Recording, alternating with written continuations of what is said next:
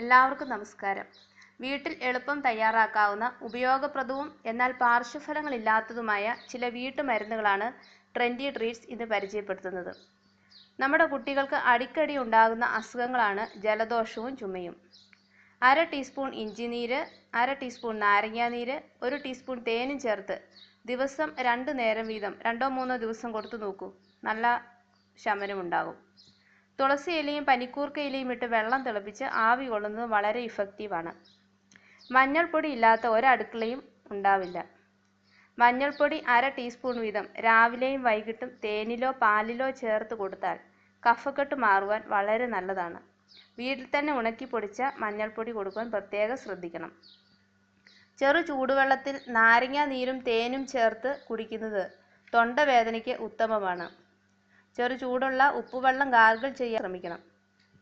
1 glass വെള്ളത്തിൽ ചെറിയ ഒരു കഷ്ണം ഇഞ്ചി ചതച്ചതും 1 തണ്ട് കറിവേപ്പിലയും ഇട്ട് 3-4 മിനിറ്റ് നന്നായി തിളപ്പിക്കുക. ഈ വെള്ളം ഉപ്പോ തേനോ ചേർത്ത് പല പ്രാവശ്യമായി കുടിക്കാൻ കൊടുക്കൂ. വയറുവേദനയും ഛർദിയുമായി ബുദ്ധിമുട്ടുന്നുണ്ടെങ്കിൽ വളരെ നല്ലതാണ്. കട്ടൻ ചായ അല്ലെങ്കിൽ ബ്ലാക്ക് ടീയിൽ 1/2 ടീസ്പൂൺ നാരങ്ങാ നീര് ചേർത്ത് കുടിച്ചാൽ ലൂസ് മോഷന് നല്ല കുറവ് കിട്ടും. പല്ലുവേദന ഉണ്ടായാൽ പെട്ടെന്ന് മാറാൻ ഒരു വഴിയുണ്ട്. കുറച്ച് ഉപ്പും അതുപോലെ കുരുമുളക് പൊടിയും ചേർത്ത് പേസ്റ്റ് ആക്കി വേദനയുള്ള സ്ഥലത്ത് പുരട്ടി നോക്കുക.